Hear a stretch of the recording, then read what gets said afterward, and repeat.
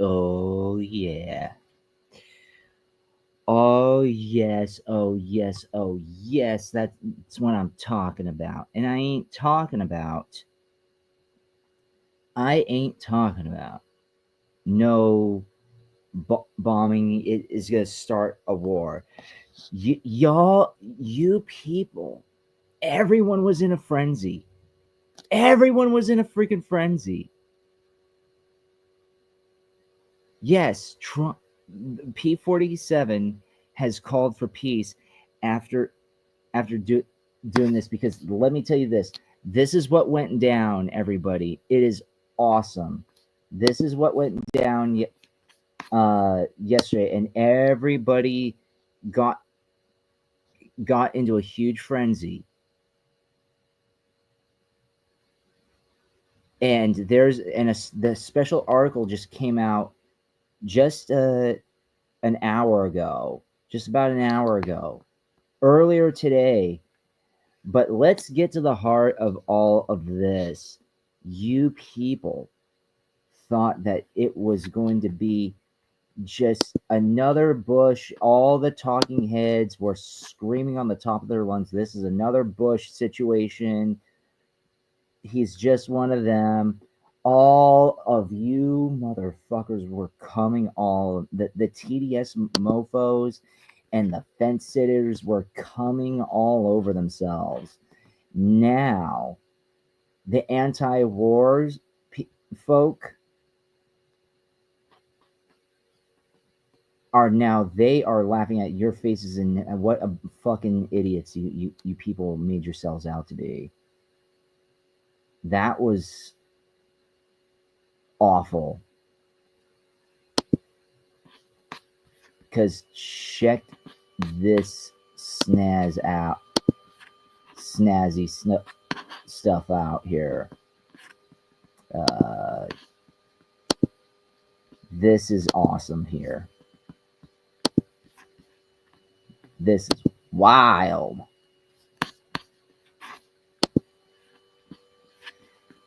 Hell yeah. Let's check this out. This is from Liberal Hive Mind here. Oh my god. This talk about some 4D chess level stuff here. We're gonna preface about what just happened, and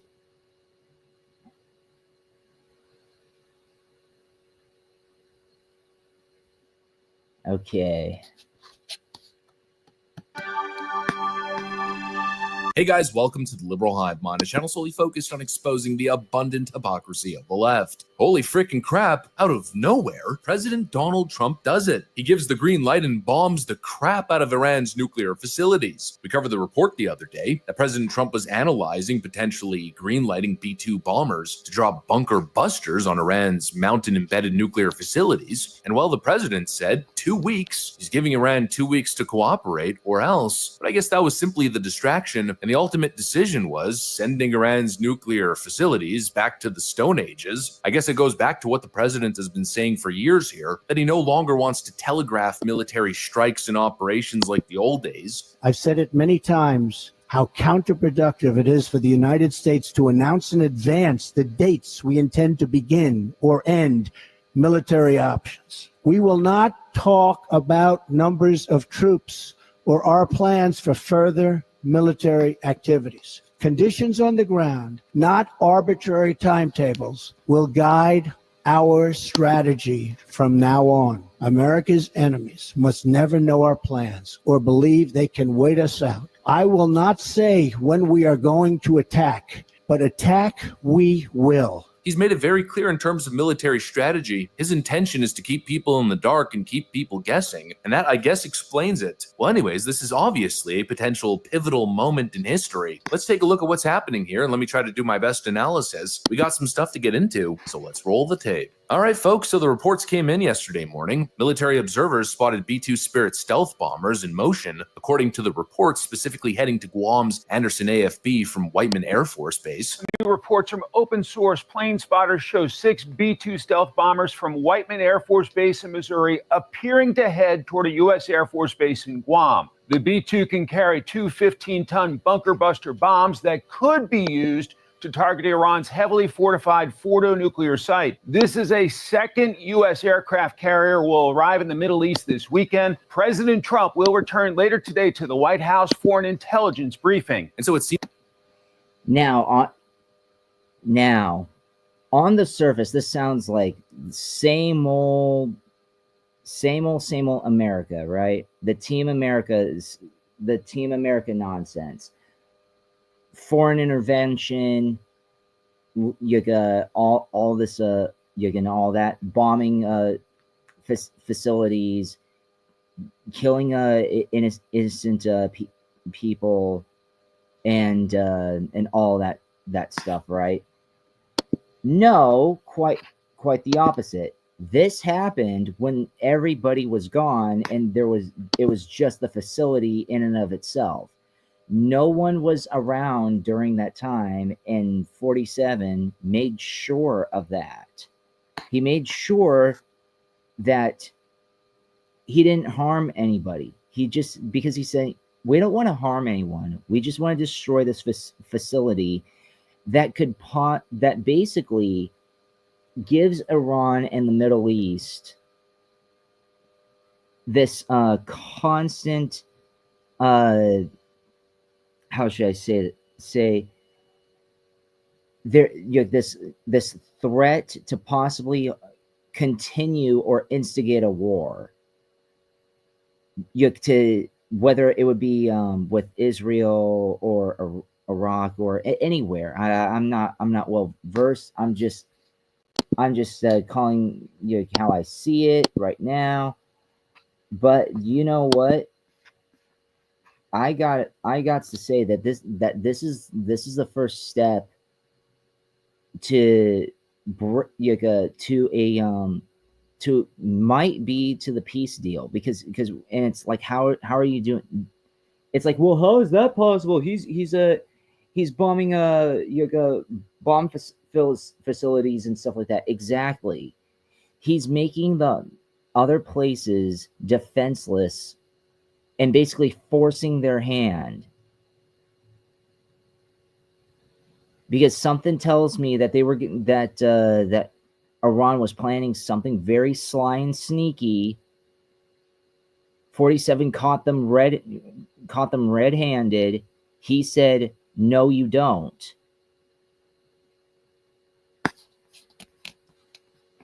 And you people are, because he doesn't want the wars to continue. Nobody wants the freaking wars to continue. Nobody in their right freaking head wants this to continue.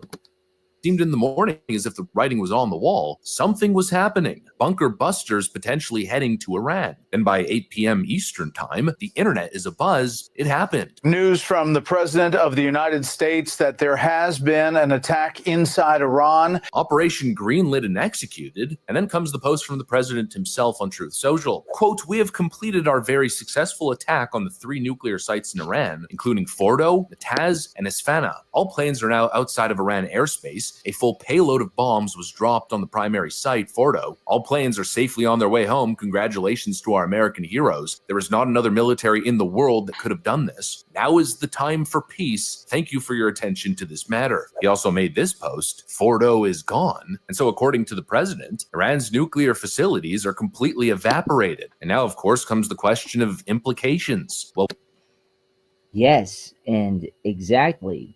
So this is the thing. People need to say, "Oh, he sparked a war with Iran, and he's gonna cause a more war." This. And it's like, well, here's the thing. Wouldn't it make, in order for that to happen, they would have to have weapons that are competent to engage in war. 47 got rid of that. He got rid of any chance of that. So now they're basically defenseless. And they know that they have like 3-4 other countries besides the US targeting them. It is the time for peace. Well, we obviously got to take our focus to the end of President. So a full payload of bombs was dropped on the primary site. All planes are safely on their way home. So basically, yeah, they destroyed the nuclear sites. They were saying they're concocting something that could spark or add on to war. They're building war weapons. And 47 saying they're not gonna not on my watch bomb those areas. Now what are they to work with? He's gonna make this is gonna spark another war. How? What are they gonna retaliate with? At least not in the immediate future, of course. President Trump's statement, which seems quite paradoxical to his critics. He announces the successful bombing of Iran's nuclear facilities, and in the same statement calls for peace. Quote, now is the time for peace. And that, of course, has the critics leading with this angle. Texas Patriot writes, quote, we bombed Iran, followed by now is the time for peace is the most deranged and contradictory statement ever. Not really. These people do not know what the heck they're talking about. They really don't. Because they're not putting it in context. But you know what? When you live in a very privileged country where where context doesn't really freaking matter, you just look at the surface level bullshit. Yeah. The defense would be that this action follows the rules of the Trump doctrine on foreign policy. Open the door for peace, make the offer, and then give the other side opportunity to engage. And if they don't, well, of course, there's the underlying threat, which is enforced consequence. Lead with military might. And well, in this case, the argument would be that Iran was given 60 days to meet, to negotiate. That clock ran out, and so Trump acted. So this is what based off of this, there was already a deal going on in the Middle East. They already established a deal, and 47 gave them a deadline, saying you've got X amount of time to make a decision, or else we're going to take action. Because guess what? That's what brokers do. Businessmen give deadlines so that way they can negotiate, so that way so many people can get ready to get prepared, think things through, and do all this other stuff, right? However, I guess the logic would be that if there's when there's a deadline and the deadline isn't being enforced, or then they walk all over you. 47 said, no, you're not doing any sneaky crap behind us, and you're gonna either come down to the peace table, or not, or you're not gonna have any freaking country. And they freaking said, and now I don't want you to. I'm not gonna give away just yet what happened just a couple hours ago, but we're gonna finish this. underlying threat of military action. If the hard line was set that Iran is not to pursue a nuclear weapon, and then they do and refuse to cooperate, well, the threat of retaliation has to be real. It can't be a bluff. That's probably what the president's angle would be. He warned them and they didn't listen. And here, of course, is where things get a little... If you want to be taken seriously, you cannot make a threat and not give a deadline and not actually do something about this. You have to enforce the rules, and he did.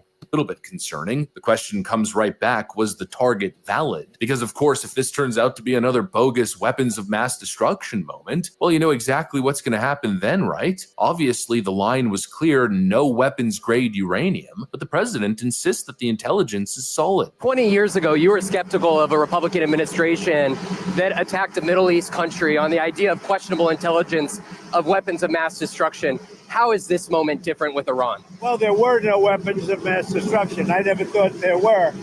And that was somewhat pre-nuclear. You know, there was a nuclear age, but nothing like it is today. And it looked like I'm right about the material that they've gathered already. It's a tremendous amount of material. And I think within a matter of weeks, or certainly within a matter of months.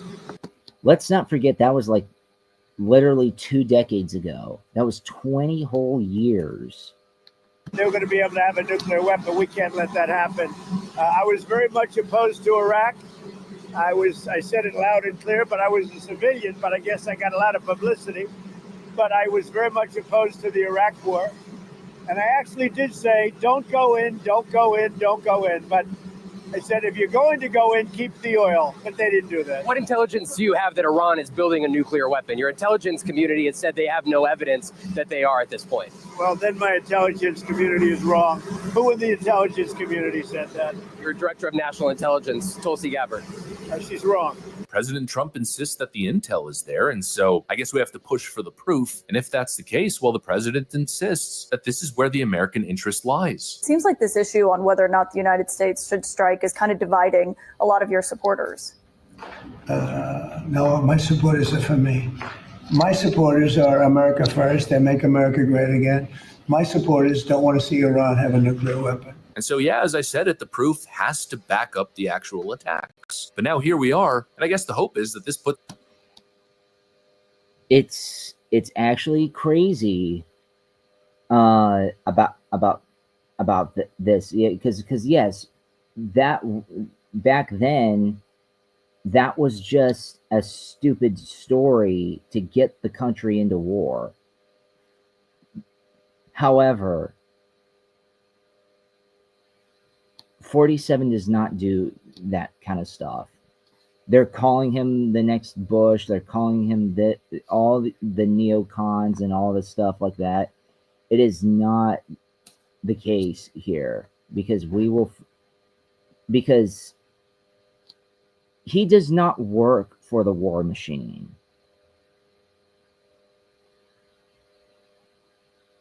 No new wars. Nothing was sparked, and nothing will be sparked. Puts Iran into such a weakened, panic state.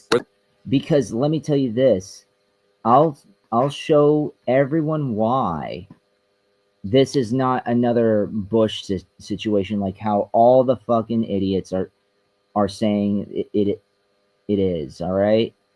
Where they're forced with no choice but to surrender. I mean, according to the reports, it's absolute devastation for the Iranian regime. This effectively destroys Iran's capability to enrich uranium at this level that they would need. There are thousands of centrifuges in these sites, and the fact that the Americans have the bombs and have decided to use them to strike deep underground puts Iran in a position where at some point it will have to make a decision about the future of this regime, because the Israelis went after many of the air defense systems around these nuclear sites. They went after the sites that they could target with the fighter jets that they have. We talked with those Israeli pilots earlier in the week. And now tonight, President Trump ordering this strike, importantly, against the Fordow nuclear facility deep underground, very close to the Iranian capital of Tehran. It was a underground bombing facility.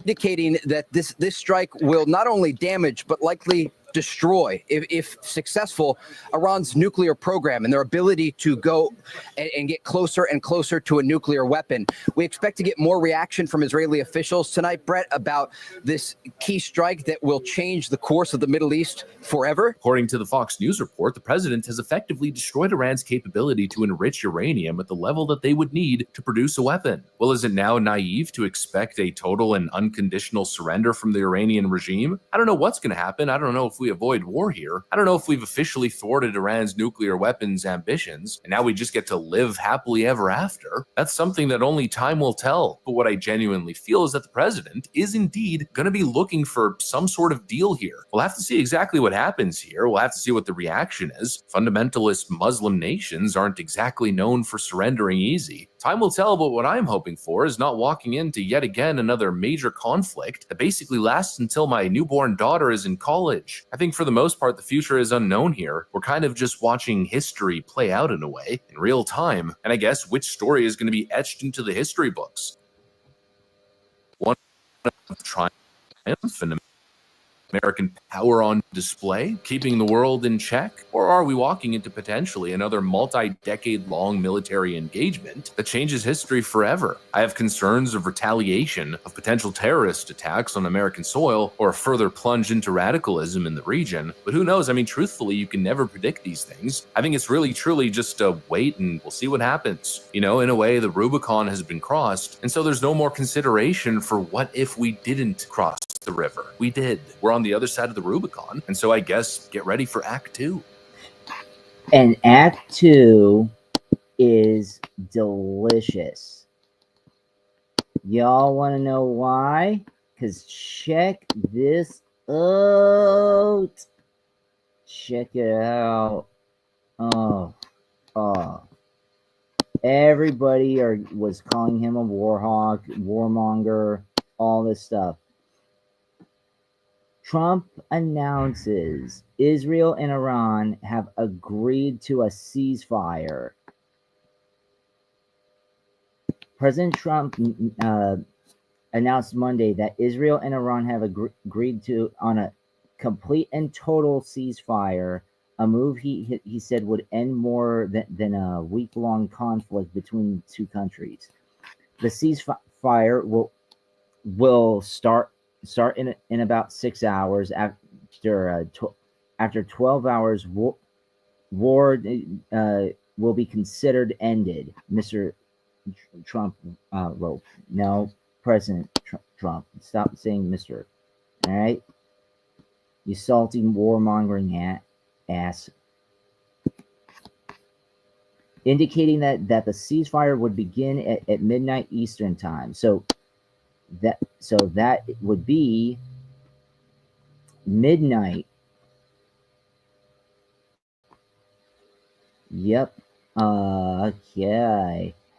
Officially, Iran will start the ceasefire upon the 12th hour. Israel will start the ceasefire upon the 24th hour. An official end to the 12-day war will be saluted by the world, the president said. There has been no word yet from Israel or Iran on a ceasefire. The terms of the apparent ceasefire aren't clear. CBS, of course, they're not going to bring that because they want the freaking wars to continue.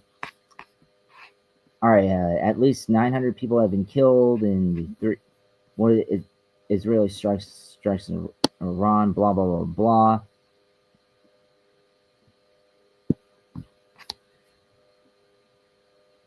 The U.S. took military action against Iran over the weekend, striking 3 sites that are believed to have the key to Iran's nuclear program.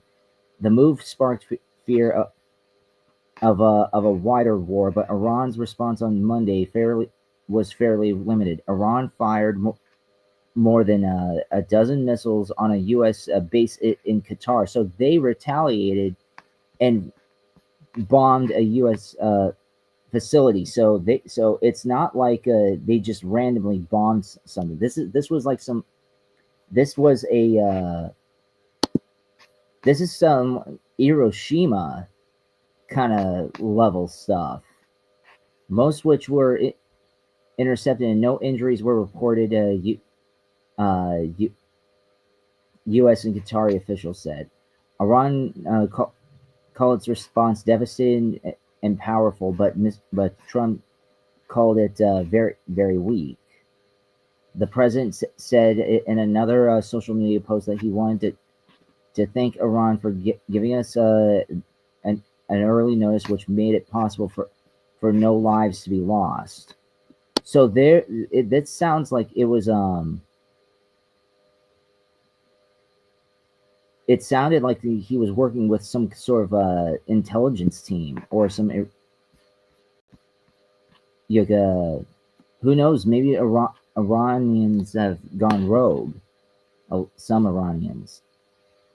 Israel's campaign was primarily aimed at Iran's nuclear program as a country's stockpile of near weapons weapon-grade uranium has grown rapidly in recent months, according to the International Atomic Energy Agency. Iran has long insisted its uranium enrichment program is peaceful. Well, you can't really risk that.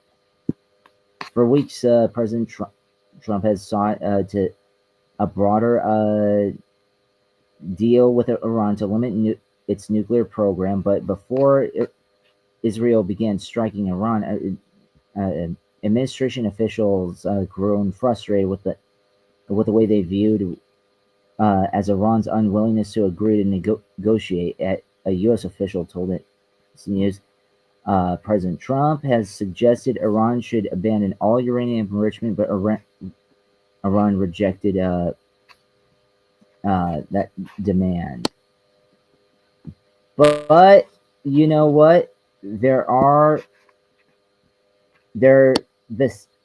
ceasefire usually means Garbo. Shoot.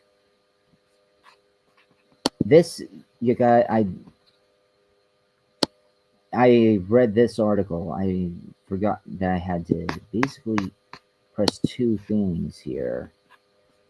But yes.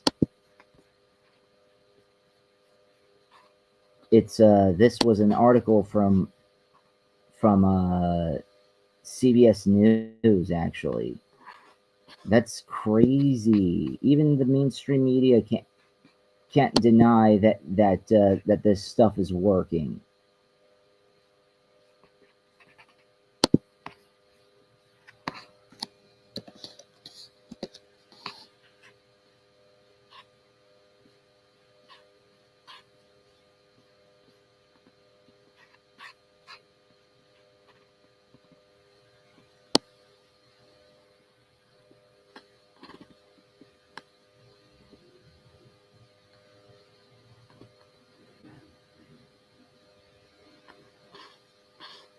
Now,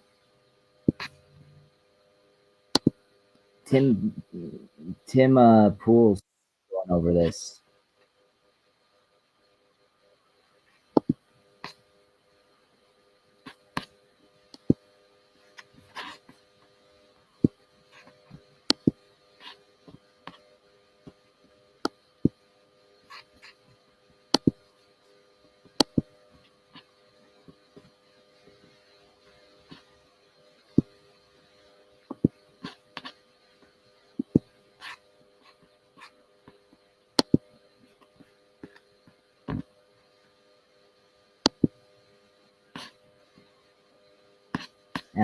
I must have gone past it, but do you know what?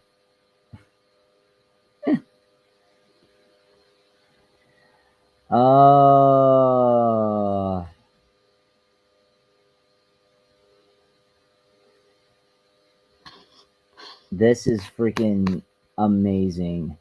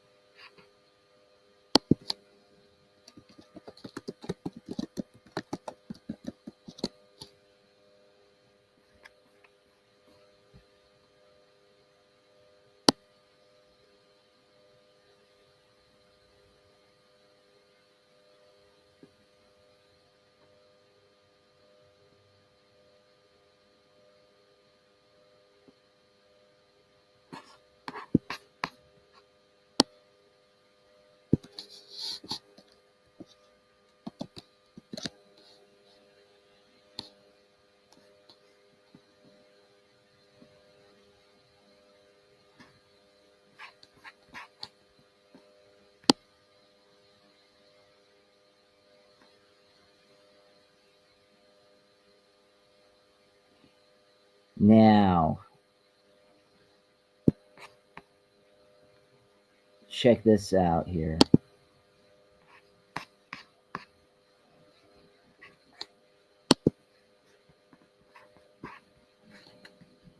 President J.D. Vance, Secretary of State Marco Rubio, and U.S. Envoy Steve Witkoff held direct and indirect talks with Iranians to broker a ceasefire.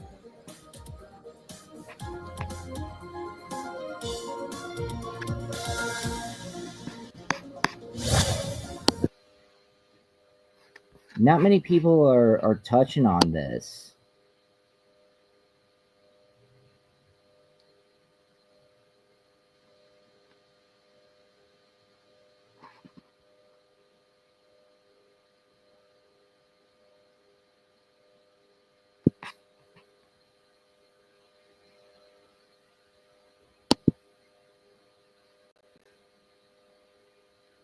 Why did Amazon send me $20,000? Because I use Amazon AI.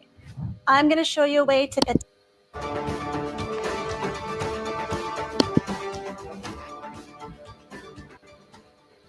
This is a CBS News special report. I'm Margaret Brennan in Washington. We have breaking news out of the Middle East. President Trump is about to address the nation. Roughly 2 hours ago, he announced via social media that the United States has bombed 3 nuclear sites in Iran. CBS is reporting 6 B-2 stealth fighters dropped 30,000-pound bunker buster bombs on at least one of those sites, the very first time that weapon has been used in combat. Today, it was to destroy an underground nuclear facility about 60 miles southeast of Tehran. The president said that all American planes are safely now out of Iranian airspace. These American strikes are in support of a war that Israel launched on Iran 9 days ago.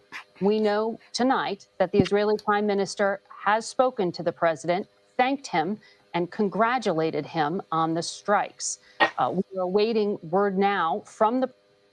Hello. And we got Celesta here. Hello.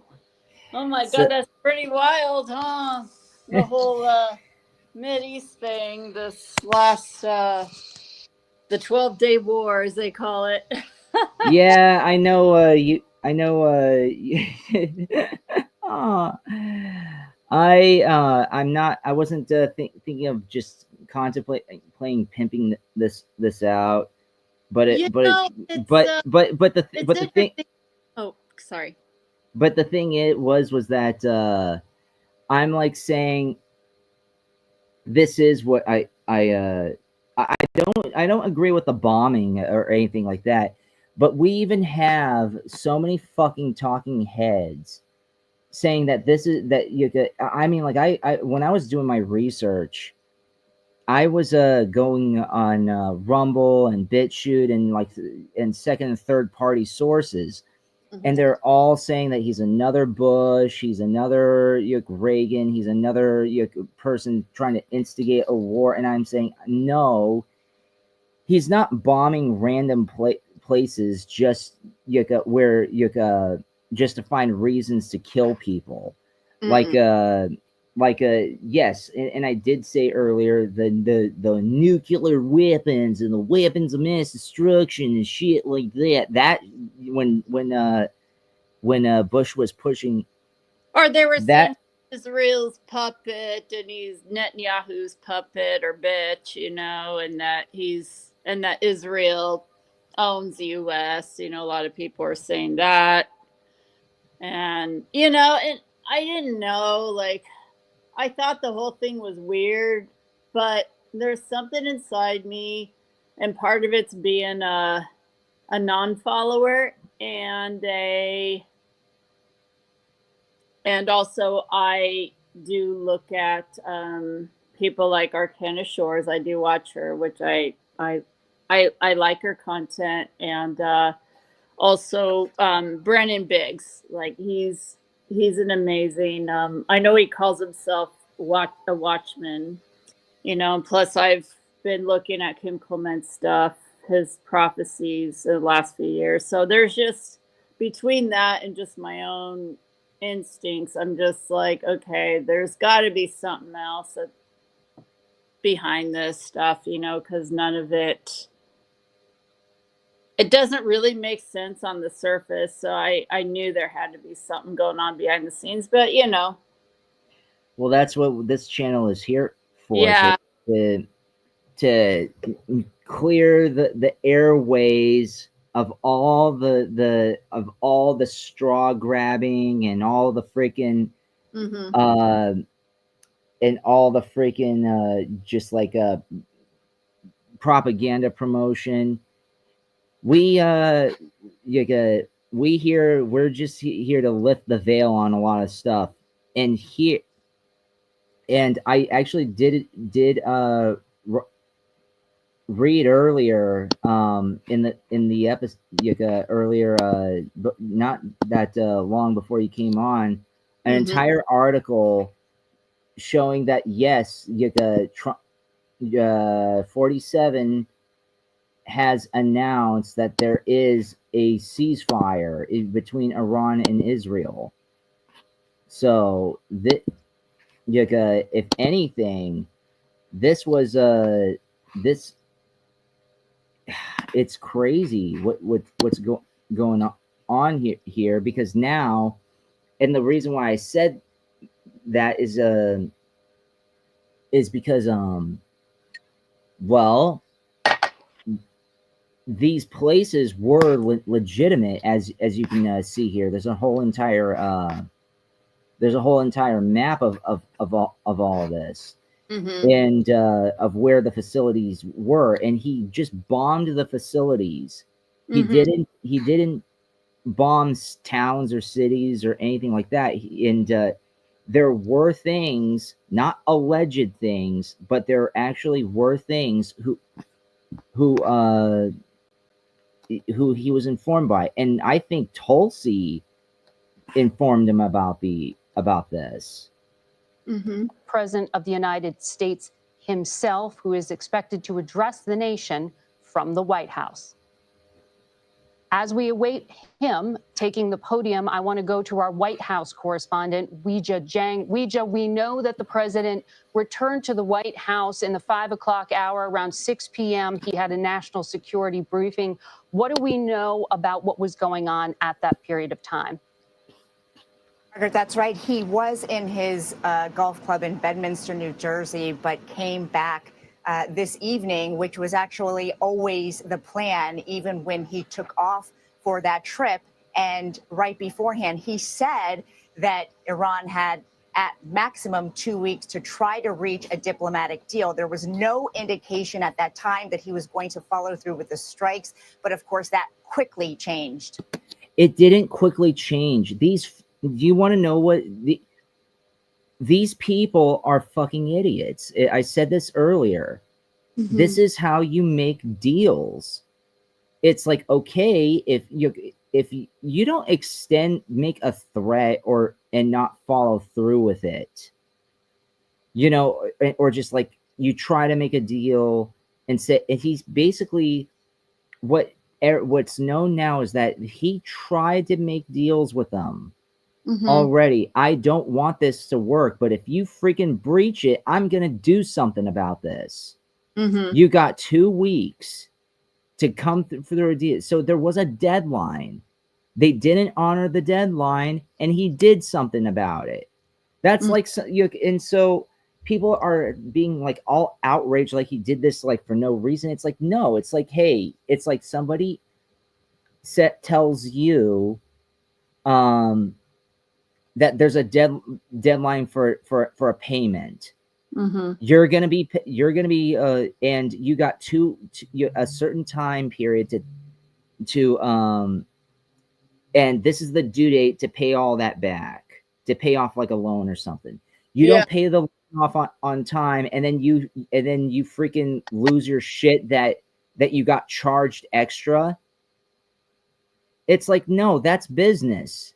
That's called being accountable. He's holding the Middle East to be accountable, to say, get your shit together. I'm not fucking around. Because the thing is that a lot of people a lot of the previous administrations, and even a lot of people who they're saying, oh, he's another one of these. It's like, no, he's not. Now there's a ceasefire. The antithesis happened. We see the president now. The U.S. military carried out massive precision strikes on the 3 key nuclear facilities in the Iranian regime: Fordow, Natanz, and Esfahan.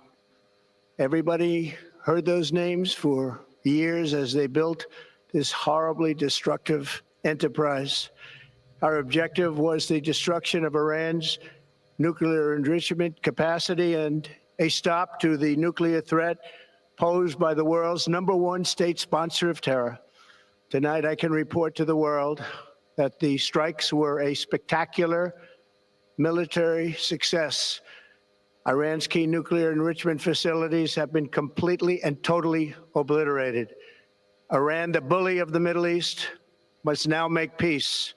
If they do not, future attacks will be far greater and a lot easier. Now understand that these are threats. Just because you make a threat does not mean that you're going to follow through with it. It's just the idea of it. Mm-hmm. So what Trump is, I said his name already. What Trump is doing already here is forcing Iran's hand. Make a freaking deal, or you're gone. Mm-hmm. And they don't want that. Yeah. So by the looks and sounds of it, they're bending the knee and saying, okay, we got you. We'll do you a deal here. 40 years, Iran has been saying death to America, death to Israel.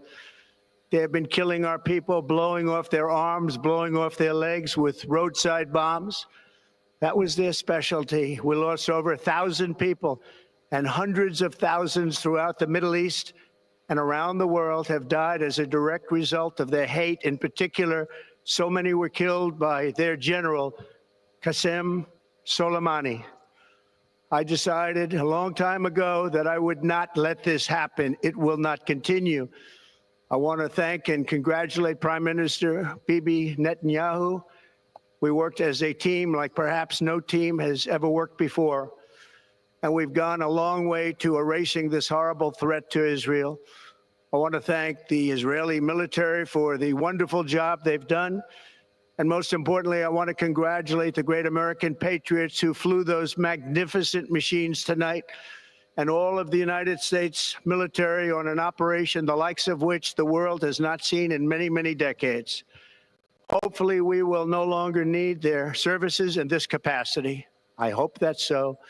I also want to congratulate the chairman of the Joint Chiefs of Staff, General Dan Raisin Kane, spectacular general, and all of the brilliant military minds involved in this attack. With all of that being said, this cannot continue. There will be either peace or there will be tragedy for Iran far greater than we have witnessed over the last 8 days. Remember, there are many targets left. Tonight's was the most difficult of them all, by far, and perhaps the most lethal. But if peace does not come quickly, we will go after those other targets with precision, speed, and skill. Most of them can be taken out in a matter of minutes. There's no military in the world that could have done what we did tonight, not even close. There's never been a military that could do what took place just a little while ago. Tomorrow, General Kane, Secretary of Defense, Pete Hegseth will have a press conference at 8 a.m. at the Pentagon. And I want to just thank everybody, and in particular, God. I want to just say we love you, God, and we love our great military. Protect them. God bless the Middle East. God bless Israel, and God bless America. Thank you very much. Thank you. Yeah. That's so. I also want to. The #1 food for regular BMs, huh? Okay, let's see. Fastest way to clear out duck poop is by adding more fiber to your diet. Not quite, unless you want to make things worse, of course. As far as the best foods for doing that, I've been experimenting. Whoa. All right, continue.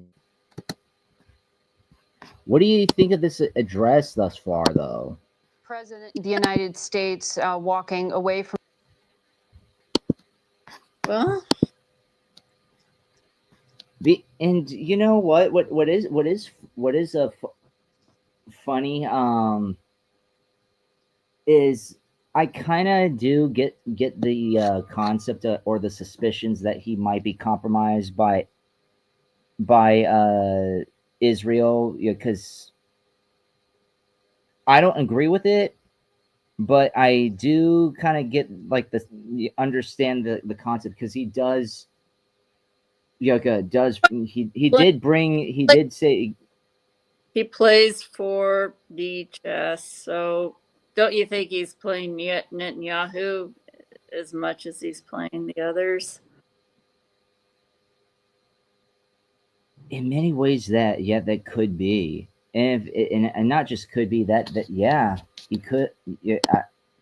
He basically is. You know, he doesn't make it obvious, as you know. This No. went over my head, and I know my nephew was asking me, what do you think? Do you think we're going to be in a war? And I'm like, well, I see it looks that way, and I can't really comment on it too much because honestly, I mean, usually I could kind of analyze stuff or assess stuff, but I'm like, this has gone way over my head. Like, it's just, I don't understand it enough. I'm not even going to say, I don't want to speak on something I don't know enough about, you know.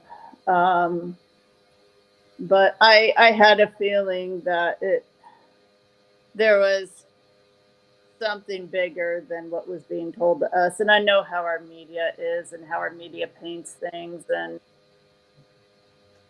you know, I knew there's a lot of people upset. Even my brother, you know, who's a Trump supporter, he was upset with him too. And he said that he incidentally went somewhere with his friend over the weekend, and they met a bunch of people from Persia, you know, Iran. And I know Iran people, they're beautiful people. I have had clients from Iran, and they're really gracious, beautiful people. Like, the people, this is never about the people on the ground. But they were upset about it, and they expressed that. And then everyone, you know, started it, you know, between what my nephew was saying and what my brother was saying, like, oh, you know, we're under Israel and all this stuff. And I just didn't know what to think. I considered it as a possibility, but I honestly was like, I don't know, because I know Trump is really intelligent, way more intelligent than the average. Even the people that, you know, came, you know, it's just, you know, I know he's very strategic, and, you know, everyone thinks he's a fool and he's bombastic and all these things, but he ends up being right about stuff, and he just ends up killing it every time. And I'm not saying there won't, you know, he's a being, but, you know, so of course he can make mistakes like the rest of us, but I just... You can't make mistakes regarding stuff like this, though. Oh, no, of course. I'm just saying as a human being, but, you know, probably in his personal life and whatnot. But I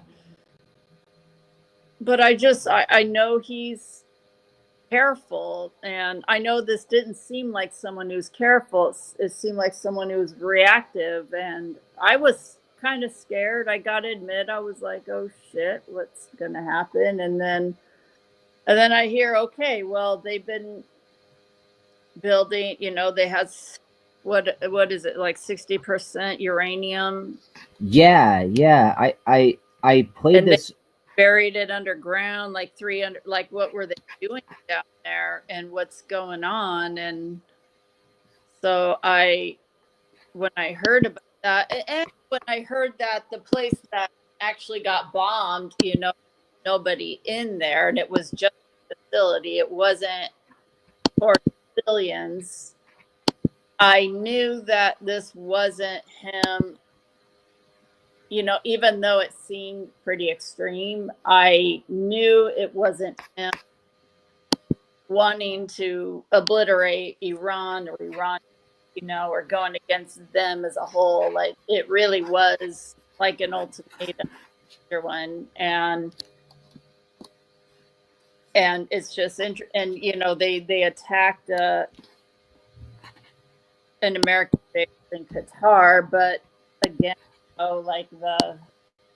nobody was hurt, it turns out, and I think they were probably warned, to get out of the area. Oh, so yeah. I just knew that. And then of course he announces world peace after all that, and that just seems insane. It's like, are you sure? I hope you're right. I remember I commented, I hope you're right. But then he spoke about, he elaborated on it later, like, hey, there's going to be peace in the Middle East now, and God bless the world, and they're going to have a ceasefire. And it's like, okay. All right. Well, there you have it. Yeah. Yeah, no, I mean, like, people were... And I guess, that's... Yeah. Yeah.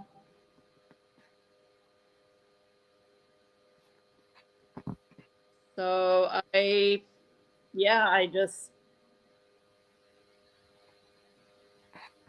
again, it went over my head, but something inside my soul it's almost like it was like staged or planned, or like, I don't know, like it's so weird how it all just happened like that. And as I understand, and I see, crypto going up again because it was going way down, and it's actually increasing again. And they say stocks are going up, gas is going down suddenly. And let's just hope it is that way for a while. Let's check this out, because because I played one. I played a video from Liberal Hive Mind from earlier before he came on, and but I honestly he just had another one, because he too. And do you know what? There were a bunch of fucking idiots. Even who I actually enjoyed, and that Mark Dice and Paul Joseph Watson were all saying, he's this is another Bush situation. He's another one of them, and it's like, this is. But thankfully, Liberal Hive Mind actually said, this could actually be something different. I didn't see this earlier, so everyone's watching this in full, fresh, right here regarding this. Hey guys, welcome to the Liberal Hive Mind, a channel solely focused on exposing the abundant hypocrisy of the left. That is the meme of the day. That's awesome. Well, like it or not, support it or not, it seems as though one thing is becoming quite undeniable. Here's the one thing that even Trump's biggest detractors are now being forced to admit: that President Trump's military operation here was absolutely textbook. Let's cover the aftermath, shall we? Let's take a look at the reports of this mission. The awesome power of American military might was on display, and honestly, with all the talks that President Trump is incompetent, well, for such a supposed incompetent leader, he certainly does run clean military operations. Let me show you guys a couple things. We got some stuff to get into. So let's roll the tape. All right, folks. So usually we're caught in this endless loop where Donald Trump does something and then it's the worst thing that's ever been done. But this time, interestingly enough, we've got CNN and MSNBC with two of Donald Trump's biggest detractors, that's Fareed Zakaria and Jonathan Capehart, both seemingly kind of in amazement at the level of military operational prowess here. Take a look. What do you make of this breaking news? It is extraordinary. I think Trump has managed to do something that he, to be fair to him, had always marked out, which was he did not want Iran to have a nuclear program. But what's clear is in the last few weeks, he shifted ground on two issues. The first was he had started out in a position which was Iran can have some enrichment, just has to be monitored, things like that. He moved to what was essentially the Israeli position, which was zero enrichment. And he outlined that in the middle of about 2 weeks ago. The second is that he seemed to have lost faith that the Iranians were negotiating, he seems to have gotten frustrated because I think this was not his first option. His first option was a deal with the Iranians. The Iranians don't have a lot of options, but that doesn't mean they will be ready or willing to very quickly make a deal. This is a very stubborn, nationalistic, prideful group of people, very ideological. There are four things that jumped out at me. One, the level of secrecy of this mission. The fact that you had planes flew from the continental United States, from Missouri, and flew for, I think it's 18 hours with multiple refueling in the air. The second thing, what jumped out to me was just the execution of this massive plan involving the U.S. military, seemingly in multiple theaters. This decoy you were talking about went to the Pacific. Yep. These places are very oddly specific, too. Mm-hmm. It's not like he was just bombing the place where there were things of like suspicious activities, like what Obama did. Yeah. He was informed that there was something that was a legit threat. Mm-hmm. And it was proven to be true. To take away from nuclear capabilities. These were nuclear weapons. It wasn't. So a lot of people are thinking that he's Bush 2.0, but it's like, no, Bush used the nuclear weapons and oil for something entirely freaking different. Mm-hmm. He wasn't being transparent. I honestly believe that not everybody. I think people are so cozy to the lack of transparency that when they have a president like 47, once they have that transparency, they don't know what to do with it or how to react. Yeah. Yeah. Or you know what? I think a lot of people want to tell us that we're wrong. Like, see, told you so. He's really, all we got from him was Trump phones and this and, and all. Yeah, they want to be right. He didn't do anything. There's a lot of these TDS people that were going to jump on this bandwagon. They were making memes, to try to, say, hey, I told you so, He started another war. He's going to start. Yeah, no. If anything, he prevented it. I know. And now they're going to be shitting bricks, because they realize that they were trying to make idiots out of us and pansies out of us, but the joke's on them. Boy, do you not love it when when just shit backfires. Yeah.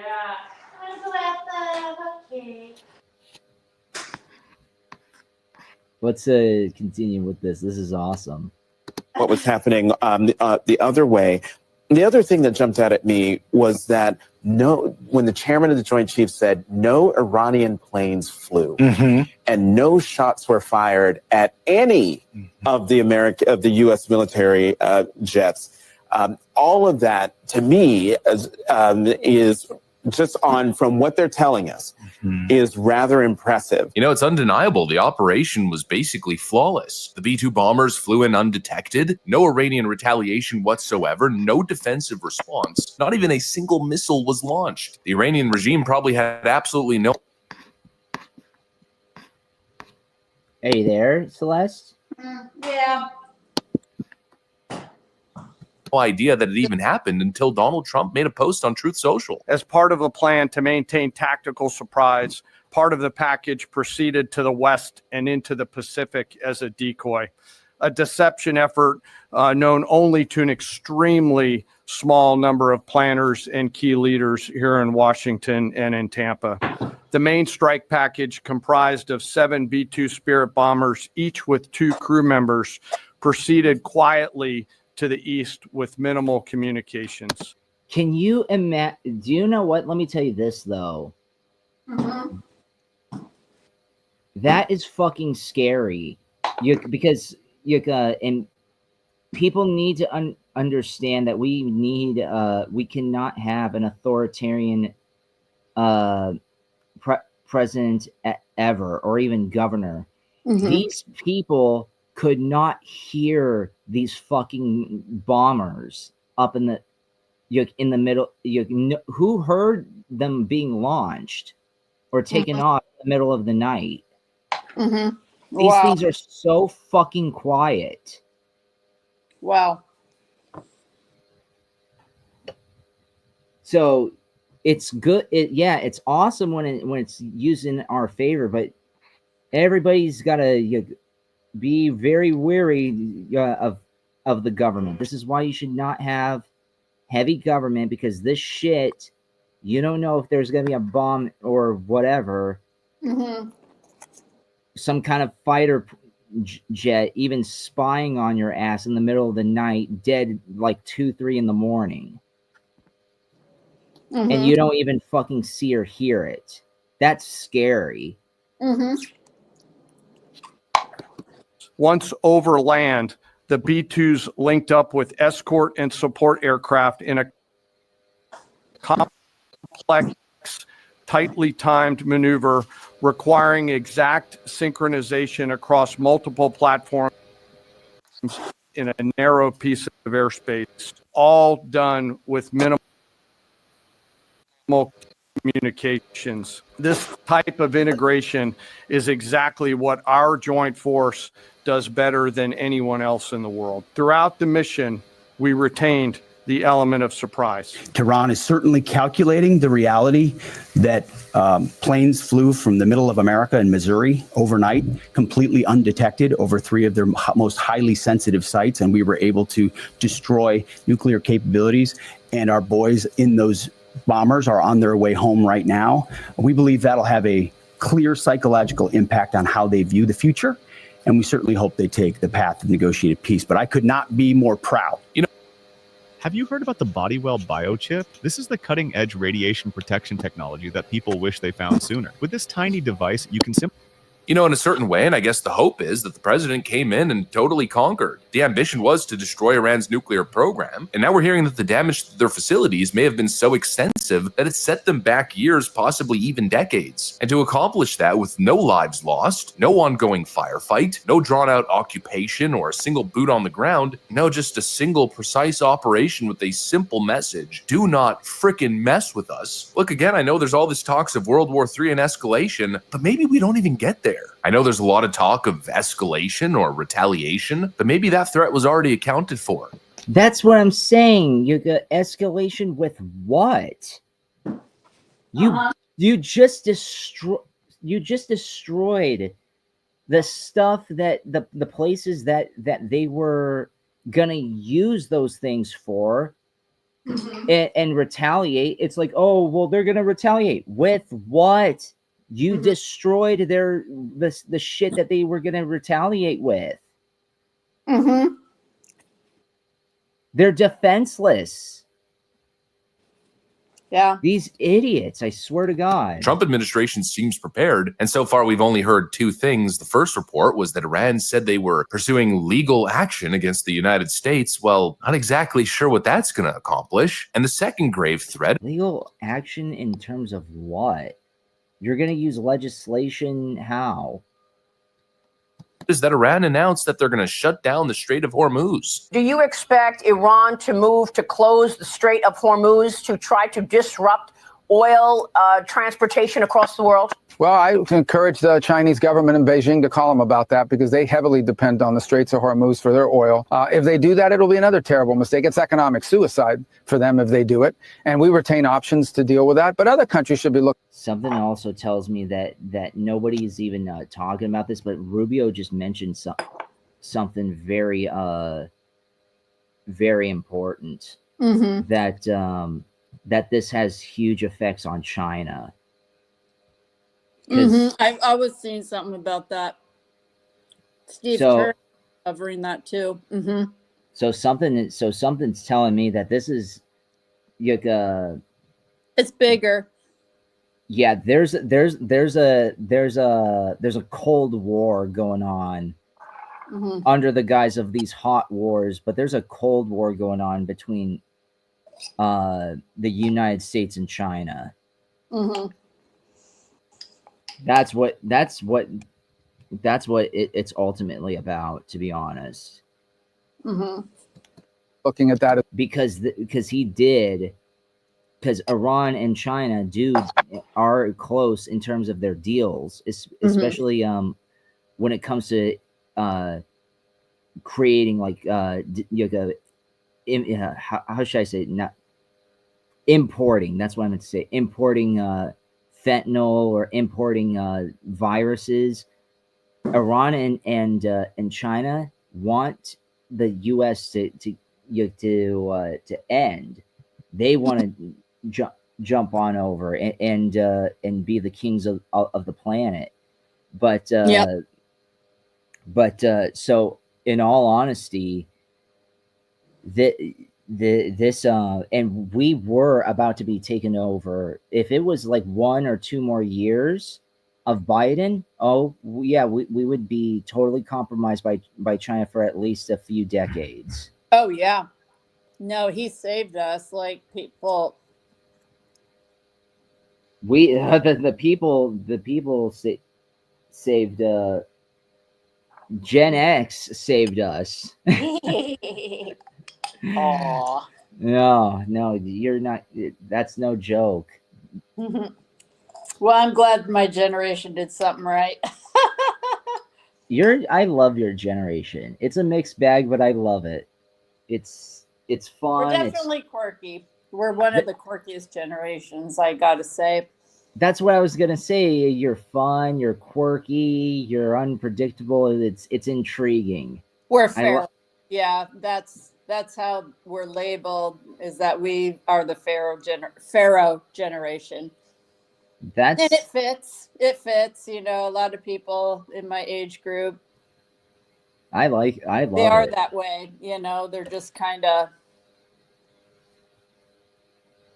No, I mean, I will say this: my gym buddy, the guest, when I was in high school, I was 16. He was like in his mid-late 20s, early 30s, or something like that. He was a Gen X. You know, he was awesome. We became very close friends, and we still are. I chat with him every now and then when I can, and but you know, the best dynamic that I have in terms of just like interpersonal relations, believe it or not, is not with my generation. It's with Xers. Like I have the best experience with Xers. Not millennials. Millennials are a lost cause at this point. No, I wouldn't say that. I think millennials, if anything, Millennial men, all of millennial men are very. Our generation is really high in estrogen. Well, no, but I think there's a lot of young men, like, well, they're young to me, but but there's a lot of men in your generation that, and even a lot of women too, excuse me, that have actually woken a lot of us up, including Xers, because a lot of Xers that I've known, there's a few here and there that I've always been more conservative leaning, but most Xers, at least the ones I've known, were actually very much left, even radical left, or at least anarchy and anti-government, and very jaded about, for very good reasons. Nihilist. Mm-hmm. A lot of them stopped voting because they figured that the voting was bullshit, that everything was rigged anyway, so it didn't matter what we voted for. So they just kind of said, you know what, we can't trust the government, we can't trust this. Like, we all knew that, even at a young age, we all knew that, I mean, most of us assumed the left were the less of the evil, but it's like, okay, we used to vote based on what's the lesser evil, and back then we thought it was the left politicians, with Clinton and Obama and everything. I mean, there's a lot of hope around Obama. Virtue. You voted based off of virtue and not actual politics, but virtue. Mm-hmm. And a lot of people, there are people my generation that were, and I'm speaking of those that I've known that have been in college since about 40, who never actually lived in the real world. It's like, and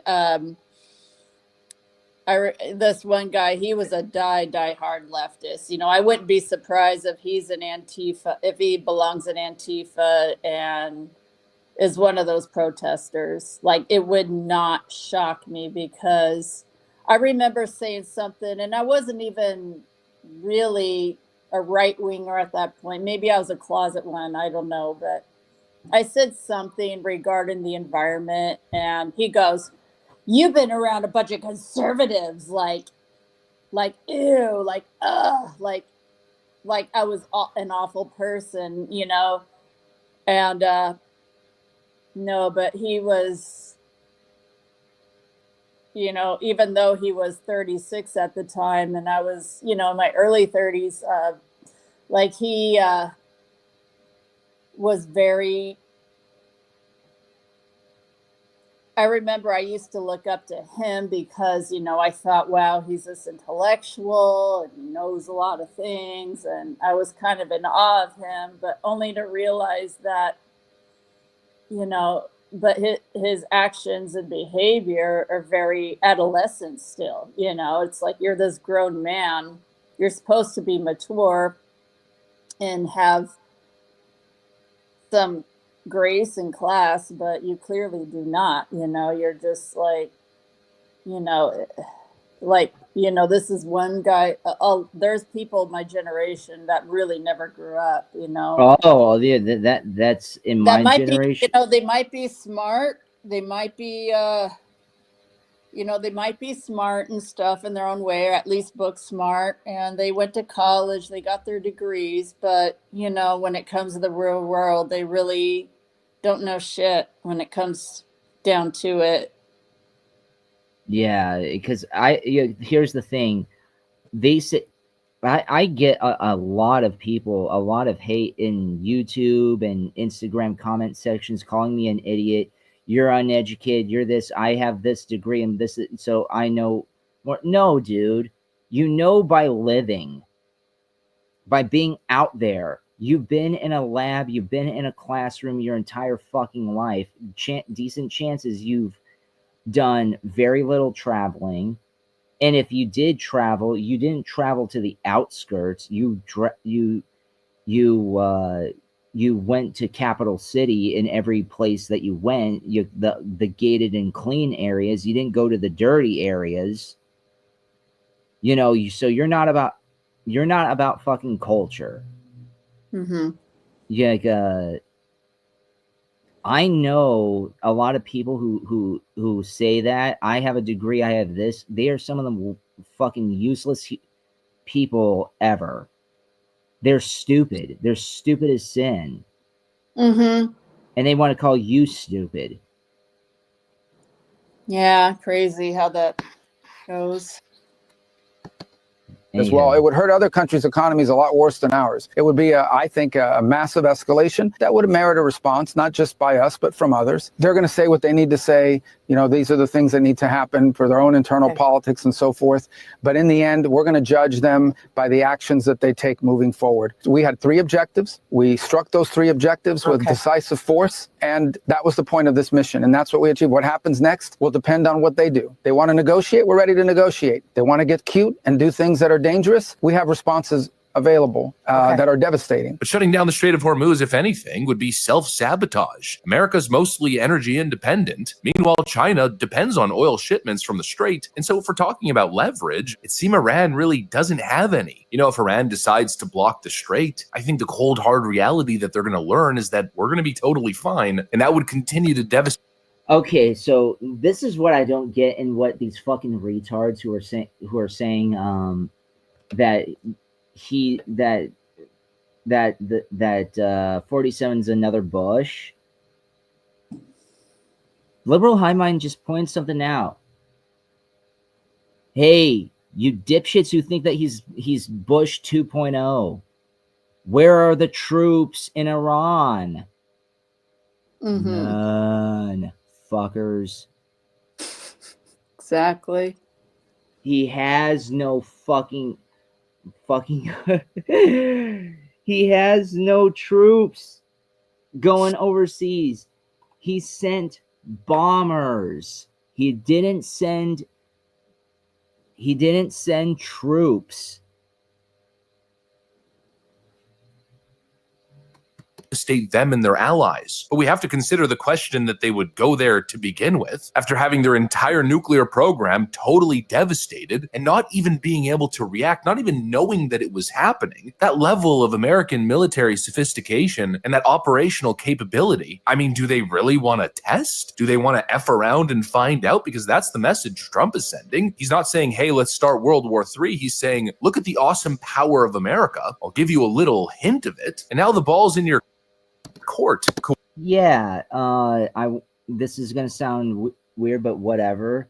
But 47 did what I'll say his name. Trump did what Trump does, likes to do a lot. He likes to flex. Mm-hmm. He likes to show his Peter to people. It's like if you know. Figuratively, of course. Yeah, look at this right here, man. You want to mess with this because this is so freaking huge. It'll bang your freaking brains out and freaking rip your a-hole open so hard that you're gonna be crying for God and Allah to be banging you even harder. You will not be freaking healing from this. From when this big C freaking rips it open. That's what he likes to do. he likes to flex. He likes to show his Peter. And it's like, you know, yeah, when you undeniably have a Peter that's just as big, if not bigger than I'll say it, then that's bigger than black guys, then yeah, you should be showing the big circumference of that. That's what he's saying. You really look at how big this is. You want me to bang you? You want me to f you guys? Let's go. I'm ready. That's funny. Yeah, and it's like no, we get it. Yeah, that's exactly. It's like, we get it. All right. You got BD. You got big D energy. You got the biggest C. We get it. All right. Yes, but we won't mess with that. So no, I'm staying out of this conversation. I mean, but the thing is that sometimes, but you know what? That's what competition is, though. Real testosterone. That's what competition is. It's deflaunting. Look what I got. Look what I can do. It's he's flexing. My button's bigger than yours. Yeah. Exactly. That's exactly it's like that's exactly from a female standpoint. Yeah, man, this can is I got all them juices. Got all them juices. Yeah, that sassy bib right there. She freaking had to go to a lab, and that's all freaking artificial stuff, silicones, and she has to go see the freaking operator or doctor. Girl, come on. All I got is beef tallow and fats here. Just nothing but pure juices. Yeah, that is what he's doing to them, and Iran is basically saying, I get it. Cooperate, you're totally free now to retaliate. But if you do understand that I am not Joe Biden, I am not Barack Obama, the apologist. The son of Satan, the son of the psycho white trash. And those strikes on your nuclear facilities, well, they might have just been the appetizer. What we're prepared for is if they attack us in a maximal direction, first of all, we have got maximum defensive posture. I think that we're going to be able to defend as many of our people as possible. And of course, I'd encourage Americans to pray for our guys in the Middle East because, yes, they are under a significant amount of duress and a significant amount of threat right now. But then, of course, John, if the Iranians attack us, they're going to be met with overwhelming force. And I don't think the president could be clear about this. If you look at what we did yesterday, John, we did not attack the nation of Iran. We did not attack any civilian targets. We didn't even attack military targets outside of the 3 nuclear weapons facilities that we thought were important to accomplish our goal of preventing Iran from having a nuclear weapon. This would be the equivalent, and I think I said this earlier when you were not on. This would be the equivalent of 47, and don't be surprised if he actually does this.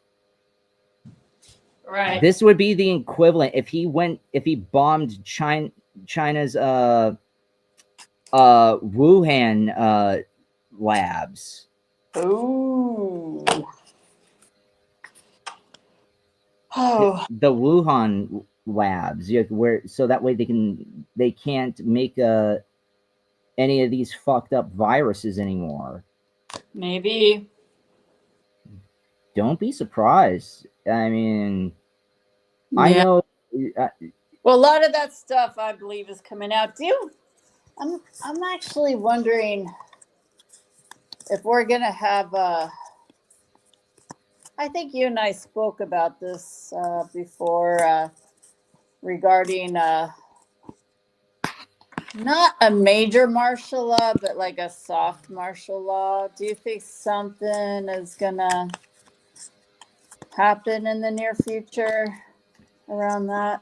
That I'm not gonna say that you got like full blown, but there might be at least some. There wouldn't be like law, but there would at least be like a little bit of order. Mm-hmm. Let me see. Is there going to be an intervention of some kind within the next month? I just heard a crow. I wonder if that's confirmation. If the Democrats who actually bank off of stuff like this and the neocons and all that, declare war, yeah. Ask that. Okay, what is a crow?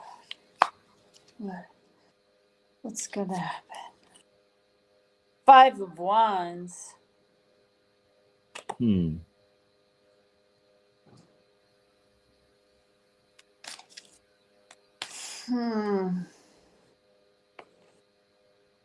Two of Swords.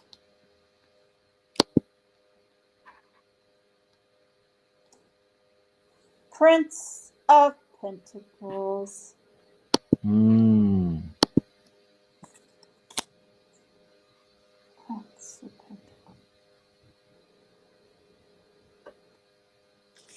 Pentacles. Well, we just had this conflict, which was short-lived. And there is something on the horizon. And I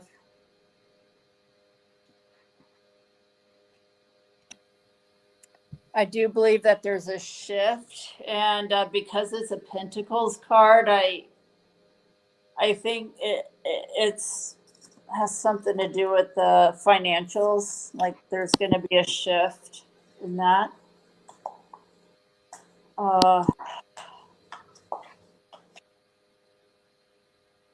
I'm getting that. And then for the near future, that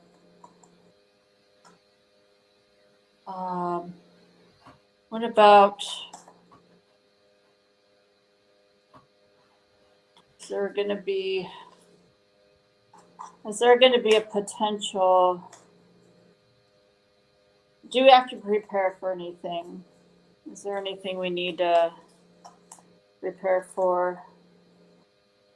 The Lovers. Well, I don't know. I think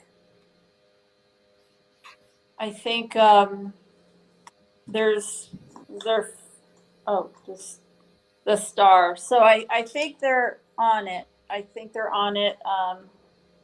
I'm not getting bad cards. I actually feel like moving forward is going to be, there's a lot of good things to look forward to. That's what I get about. So does this ceasefire, is this going to be the first step towards the complete peace deal that was the Abraham Accords? Okay, that's a good question. Will the ceasefire be? Is this the first step to getting peace within the Middle East? Like literally, like Will there be? It officially, permanently ends. Will the wars in the Middle East end, starting with this ceasefire? Please answer me honestly, clearly, in the way that I can understand. Thank you. Great Spirit, thank you, God. All right.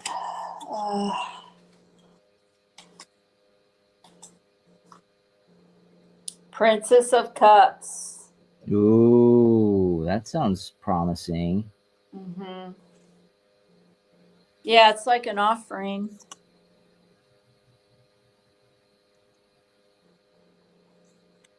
Ace of Pentacles, yes. Yes. That's an ace. That's a hard yes. Six of Wands. Well, Six of Wands is victory. Oh wow, very good. It's a win. This is a victory. This is a celebration. This is mission accomplished. Okay, so that sounds like a solid Wheel yeah. of Fortune. Yeah. That is, things are gonna change for the better. There's gonna be a shift for the greater good. Does this so it does mean that so in other words, wow. Yeah. The wars are going to end for good. Yeah. Are the wars going to end for good? starting with the ceasefire. Are the wars going to end for good? You mean indefinitely or for a period of time? No, definitively. Definitively will the wars end? Will we see an end to all this conflict?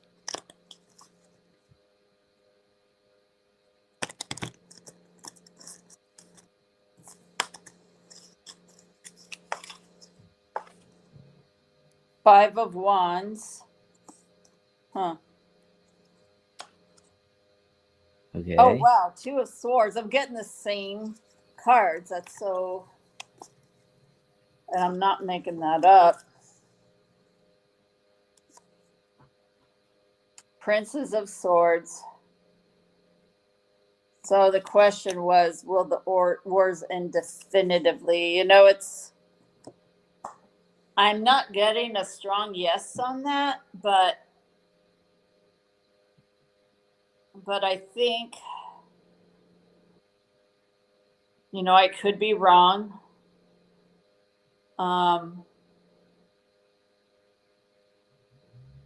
Not sure, or to be determined. Yeah, you know, it's hard to say because there's always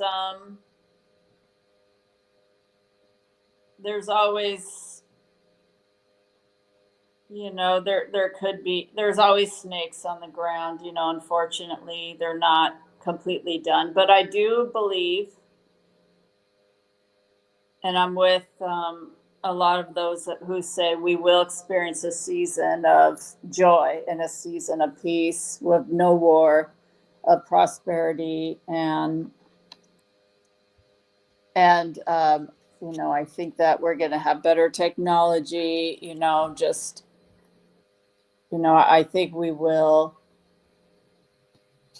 experience a season of that. How long that is, I can't say. I mean, I heard it could be 7 or 8 years, but you know, after that, it's hard to know. I think there will be a timeline split, especially with the AI thing, and you know, we don't know what that could possibly bring down the road. I mean, hopefully, you know, but anything could change, I guess, you know. Let's but I'm not going to go that far down. So how Iran responds, I think, is ultimately the ball is in their court. But if you look at what we did, it was very precise, very narrowly tailored to our objective. And if the Iranians decide to expand this, then that's ultimately their decision, and the president of the United States will respond in kind. You know, sure, the Iranians are talking a big game. They're claiming their facilities haven't even been scratched and they're already rebuilding them. But I don't know, taking a look at the satellite images, it looks like the bunker busters made contact. Here's a before and after photo. And many people are confused, saying there's no damage that's been done. There seems to be a lack of a massive crater. But again, we covered this yesterday. These bombs don't explode on impact. They dig through the ground and explode underground. Well, what do you notice on the second photo? If you zoom in, look at all those little holes. That's where the payload of bombs struck, and they went straight into the mountain, piercing through the ground, likely up to 200 feet before exploding. In other words, their nuclear facilities likely have been completely decimated. And what we're seeing now can probably be described as pathetic posturing. I mean, if Iran was truly in a position of strength to be able to retaliate against America, do you think they'd be focused on legal angles or appealing to the international community? Do you think they'd still be open to diplomacy, as they're now indicating? Is this the end of diplomacy between the US and Iran? Diplomacy never ends. That's a rule. That's a principle for Iranians. We have never left the negotiating table. But now, I think we are witnessing a betrayal of diplomacy by the Trump administration. I don't know. I guess we'll have to see if the Iranian regime can jump back from this. We'll have to see what kicks off internally in the country as well. You know, I'm not going to sit here and say that the outcome of war here, of course, they're going to play the victim, is not plausible. Yeah. Clearly it is. But the Iranian government would have to make a conscious decision now to escalate on top of this. And knowing the mismatch, and now knowing that the president isn't mucking about, do they really go down that road? I don't know. And with the president posturing in the area the way that he is, I just have a feeling they're going to avoid that outcome at any and all cost. But of course, we'll have to see. Anyways, that's what I got for you guys. All right. That was fantastic. And this is fantastic news. Mm-hmm.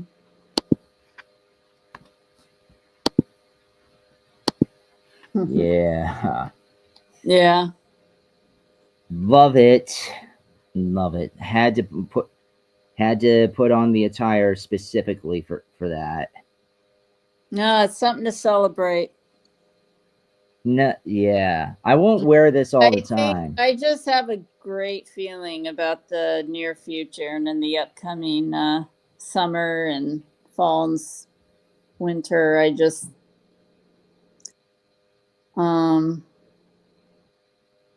it's going to be interesting, but we got to pray for our president because Brandon Biggs saw something in a vision, and I hope it could be deflated, but we got to say prayers for Trump's protection. Yes, we do, and we will. I actually think we should touch on those. We should play those prophecies for the next episode. That sounds awesome. Let's hear some of his prophecies, and then we'll touch on them and get into a huge deep dive onto all this. Yeah. No, that's that's more my thing anyway, because I'm not really I'm not a political science person, and all that. I'm the wrong person to ask when it comes to all that stuff, so I kind of feel like an idiot. But where I really shine is where it comes to the spiritual side of things. Oh yeah, I'm not the most politically political science polished person. I have my understandings of political science, but just I have a grasp on how all this works? No. Mm-hmm. But I think a lot of this is even bigger than us. It's like I was telling my nephew, and I know it sounds crazy. I'm sure it sounds crazy to him, but I said, I think this is something bigger than us. This is a spiritual war. I really, and I know, he probably thinks of that and thinks, okay, my auntie's crazy, and he loves me anyway. He doesn't hold it against me, but that's probably what he. No, the crazy ones, or quote unquote crazy ones, end up being right at the end of the day. Yeah. It's like, well, I'm sorry. You think that this world is sane. It's like people want to say the world has gone insane. The world has always been insane. Get that shit out of your fucking head. How the world has been sane, or the world is sane. No, it is not. We still have freaking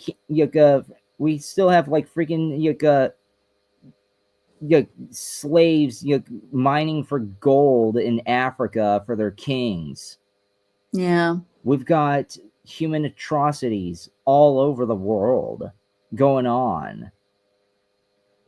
We've got people who think no, there's men and women, there's no difference between the two. The world is not a sane place. No. It will never be sane.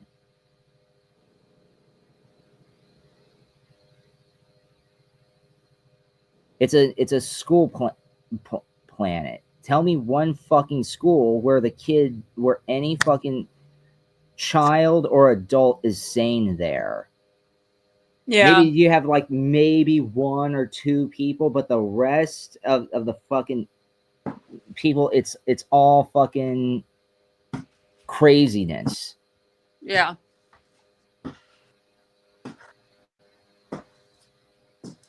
It's very true. Oh, so you're talking crazy. Okay, so you're saying I'm speaking the world's language besides music. Mm-hmm. Yeah. No.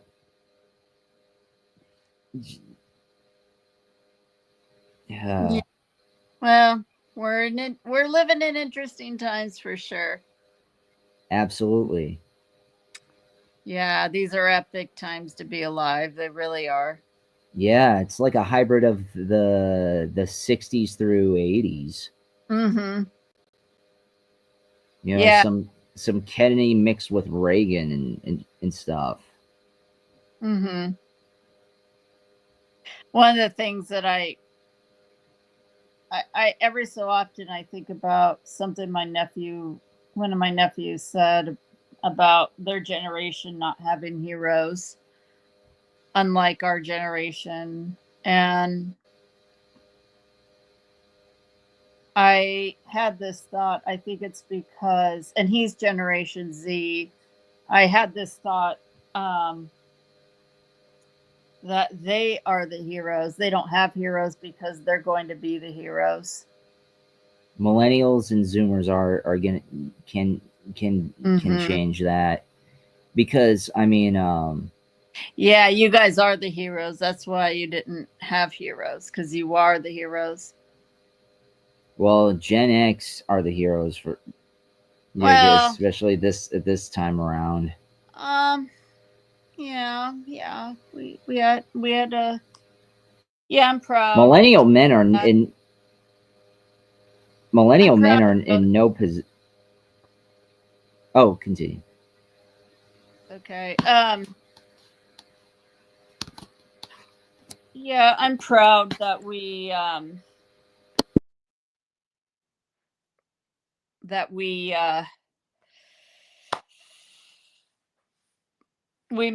you know, that most of us anyway, the majority of us made a good decision. But I gotta say, not everybody in my generation has their heads screwed on straight. A lot of them are lost causes too, unfortunately. But the ones that are good are great, you know, for sure. Yeah. But I also hold millennials high. I mean, don't hold millennial men high. Millennial men are very they're very effeminate. There are more millennial leftists. Millennial men are the most leftist out of any other generation. I don't know. That's questionable. I think a lot of them are waking up, though. I think a lot of them are awakened or waking up. I really do. I actually have a lot of have a lot of esteem or high hopes for millennials. Like, I don't. And also the Zoomers, you know, there's always going to be, you know, in every generation you have your good and bad folks, you know, that's just how it goes, you know, just because that's how people are. But I have a lot of faith in them. I have a lot of faith in them. I do. I don't know. A lot of millennial men are gone. They really are. I could say the same thing about people that I've known too, about my generation, but you know, not all of us are on the same frequency or timeline, you know? Yeah, I guess you're right. But anyways, I'm gonna get going. Yeah, I was gonna say that's the show for today. Everyone, like, comment, share, and subscribe. And yeah, and you're gonna regret it if you don't.